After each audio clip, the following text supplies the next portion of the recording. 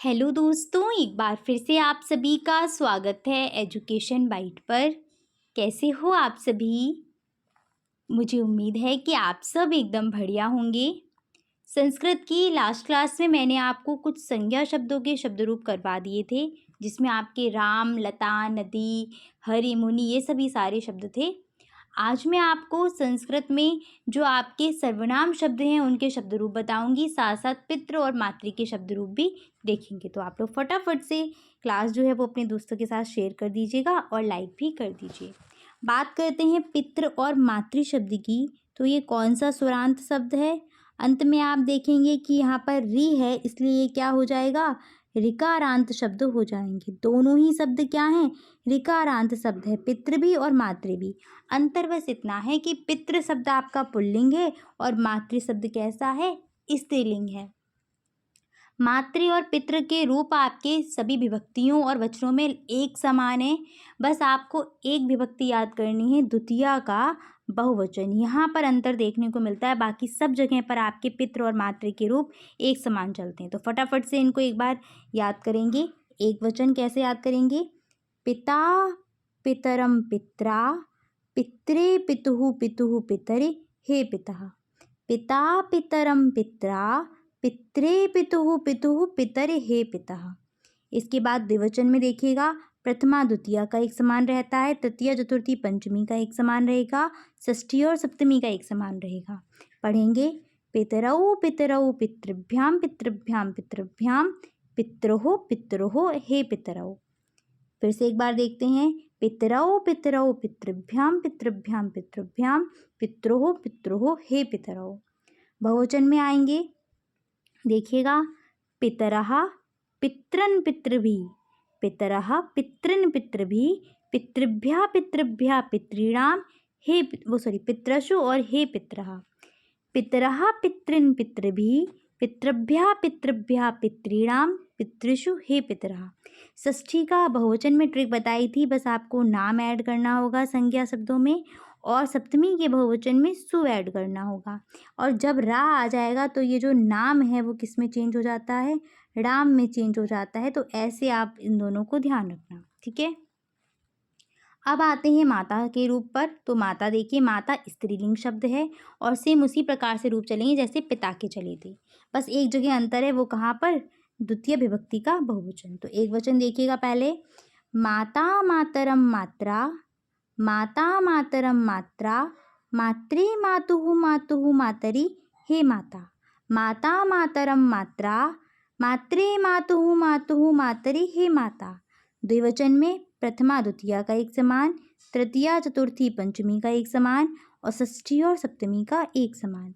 तो यहाँ पर क्या रहेगा? मातरौ मातरौ, मातृभ्याम मातृभ्याम मातृभ्याम, मातृः मातृः हे मातरौ। क्लियर है? बहुवचन में देखिएगा, मातरः मातृः मातृभिः, मातृभ्यः मातृभ्यः मातॄणां मातृषु हे मातरः। मातरः मातृः मातृभिः, मातृभ्यः मातृभ्यः मातॄणां मातृषु हे मातरः। अब यहाँ पर आप देखेंगे तो पिता के बिल्कुल सेम इसी के ऊपर हम पिता के लिखते हुए चलेंगे, बनाते हुए चलेंगे, ठीक है। पिता के कैसे बनते थे?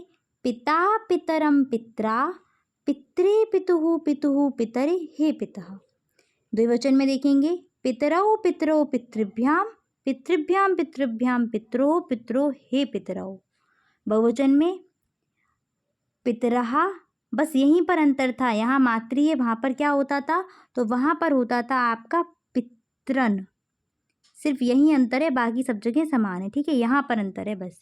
इसके बाद पितृभिः पितृभ्यः पितृभ्या, पितॄणां पितृषु और हे पितरः। तो आप माता और पिता के रूप एक साथ याद कर सकते हो। आगे आते हैं हम कुछ सर्वनाम शब्दों पर। सर्वनाम में जब आपने पढ़ा होगा तो आपको बताया था, शायद फर्स्ट सेमेस्टर का कुछ कुछ याद हो, तो सर्वनाम में आपके 3 पुरुष मैंने बताए थे।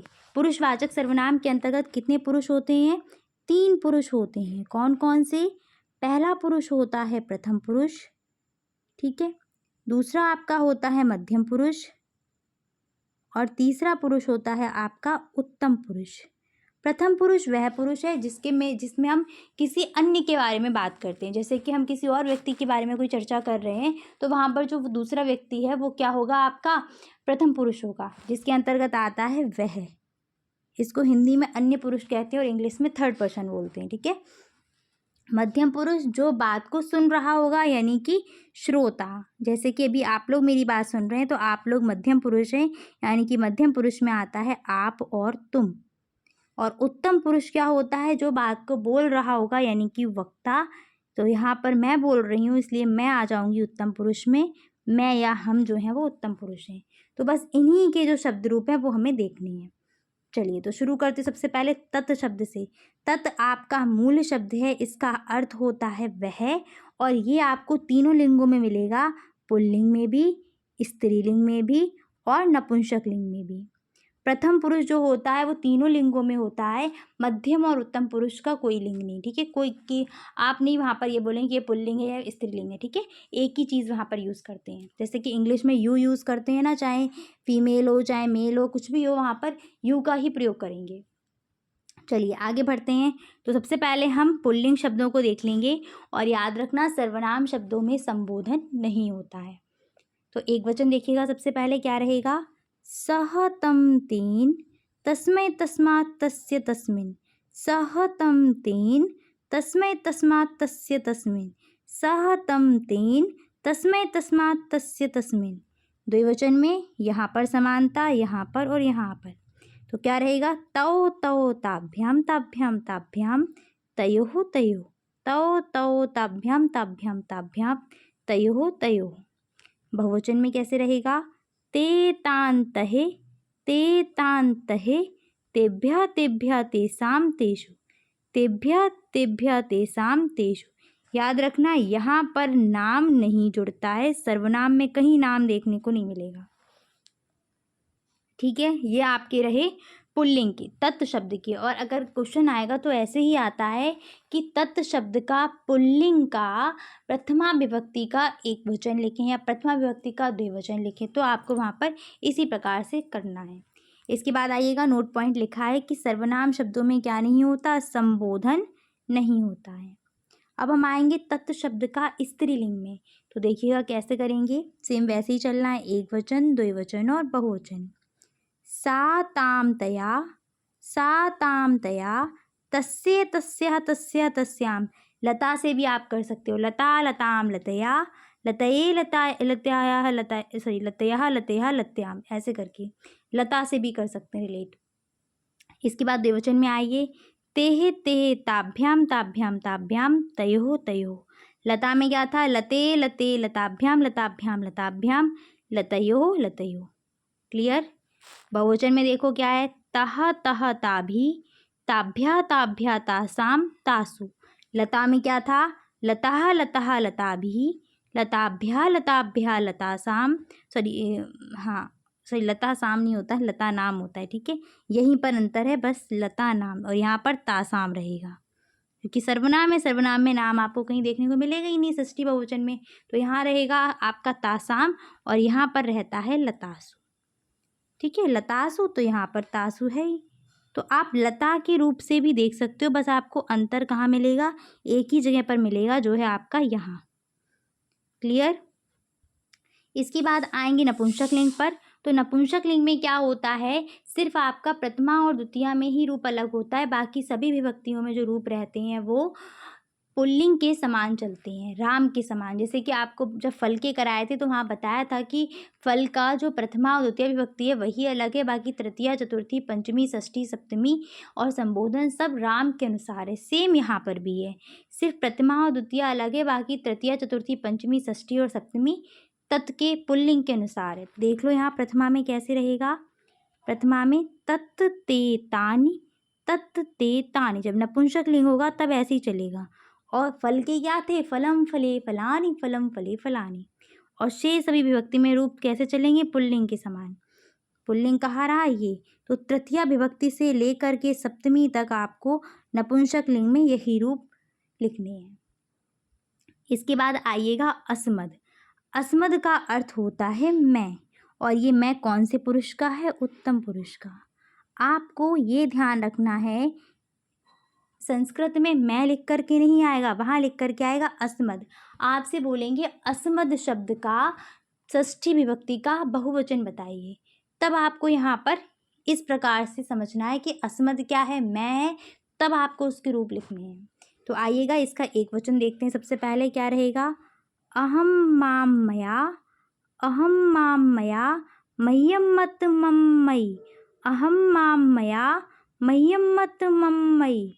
द्विवचन में यहाँ पर समानता और यहाँ समानता, आवाम आवाम आवाभ्याम आवाभ्याम आवाभ्याम आवयो आवयो, आवाम आवाम आवाभ्याम आवाभ्याम आवाभ्याम आवयो आवयो। बहुवचन में वयम अस्मान् अस्माभिः, वयम अस्मान् अस्माभिः, अस्मभ्यम अस्मत् अस्माकम अस्मासु, अस्मभ्यम अस्मत् अस्माकम अस्मासु। हाईलाइट करती हूँ कौन कौन से बहुत इंपॉर्टेंट हैं।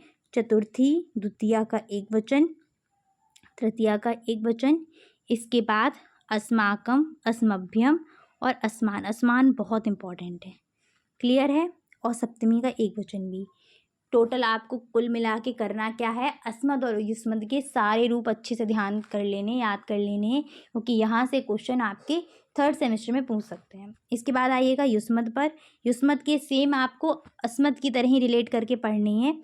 वहाँ पर क्या, अहम माम मया मह्यम मत मम मयि, ऐसे था ना, सेम यहाँ पर भी आपका ऐसे चलेगा। त्वम त्वाम त्वया, त्वम त्वाम त्वया, तुभ्यम त्वत तव त्वयि, त्वम त्वाम त्वया, तुभ्यम त्वत तव त्वयि।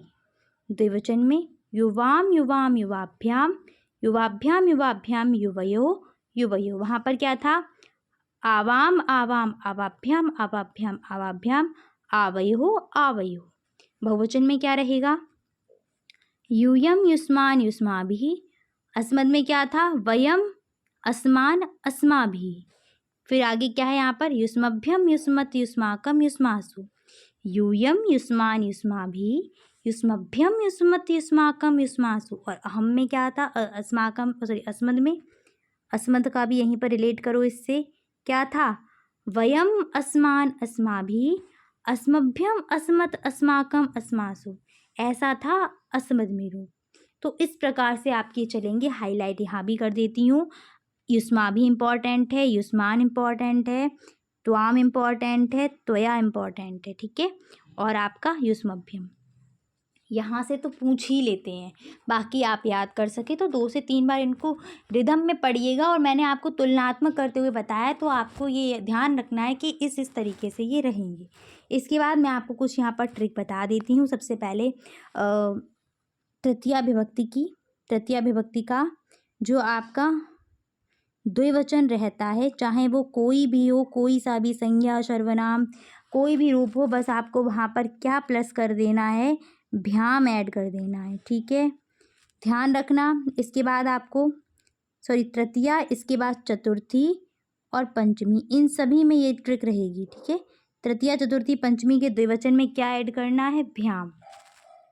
यहीं पर आपको षष्ठी और सप्तमी का अगर द्विवचन होगा तो वहाँ पर आपको एक चीज़ देखने को मिलेगी, या तो योह देखने को मिलेगा, नहीं तो याद रखना ओ की मात्रा के साथ विसर्ग देखने को ज़रूर मिलेगी, ठीक है। हो सकता है यो नहीं हो तो वह मिल जाए, लेकिन ओ की मात्रा के साथ विसर्ग मिलेगी, ओ की मात्रा होगी, ठीक है। ये तो आपकी हो गई षष्ठी और सप्तमी के द्विवचन की ट्रिक। किसकी है ये, द्विवचन की ट्रिक है। इसके बाद मैं आपको बता देती हूँ तृतीया विभक्ति के बहुवचन की ट्रिक। पर याद रखना ये सिर्फ और सिर्फ कहाँ लगेगी, देखो ये वाली जो ट्रिक मैंने आपको बताई है ये आपकी संज्ञा में भी लग जाएगी और सर्वनाम में भी लग जाएगी, बट अब जो मैं बता रही हूँ वो सिर्फ और सिर्फ संज्ञा शब्दों में ही ध्यान रखना। तृतीया विभक्ति के बहुवचन में आपको सिर्फ ऐड करना होगा क्या, भी। कोई भी शब्द हो उसमें लगा दीजिएगा भी, आपका तृतीया का बहुवचन तैयार हो जाएगा, क्लियर है। इसके बाद मैं आपको बता देती हूँ आगे चतुर्थी और पंचमी का बहुवचन। चतुर्थी और पंचमी विभक्ति के बहुवचन के लिए जो भी शब्द दिया जाए उसमें आप ऐड कर दीजिएगा भ्या। चतुर्थी पंचमी का बहुवचन तैयार, षष्ठी का बहुवचन अगर आपको बनाना है, आपको ऐड कर देना है नाम। हाँ, उससे पहले जो भी अंत में मात्रा होगी उसको दीर्घ करोगे और फिर ऐड करोगे नाम। जैसे कि राम है तो राम में अंत में स्वर क्या है? छोटा आ, तो इसको दीर्घ करो यानी कि बड़ा आ की मात्रा लगाओ फिर लिखो नाम, तो रामा नाम बन जाएगा। क्लियर है? नाम होता है और नाम कभी कभी रा की वजह से राम में कन्वर्ट हो जाएगा। षष्ठी का बहुवचन हो गया। सप्तमी का बहुवचन भी ध्यान रखिएगा। आपको क्या ऐड करना है? केवल और केवल सु ऐड करना है अंत में। जो भी आपको शब्द दिया जाए बस आपको वहाँ ऐड क्या कर देना है? सु ऐड कर देना है। देखिएगा, अब यहीं पर मैं ट्रिक से आपको भी कुछ एग्जाम्पल दे देती हूँ। जैसे कि तृतीया का बहुवचन, हरि शब्द है तो क्या लगा दो? भी लगा दो। हरि भी। गुरु शब्द है तो भी लगा दो। जो मूल शब्द है उसी में भी लगा देना। नदी है तो क्या हो जाएगा? नदी भी। क्लियर है? इस टाइप से।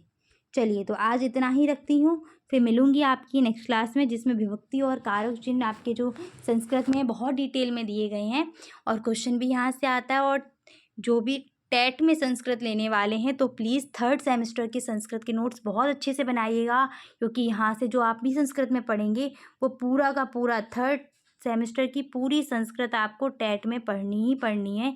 तो नोट्स को बहुत अच्छे से बनाइएगा, ठीक है? चलिए, thanks for watching and please like, share and subscribe my channel. Bye bye. Take care.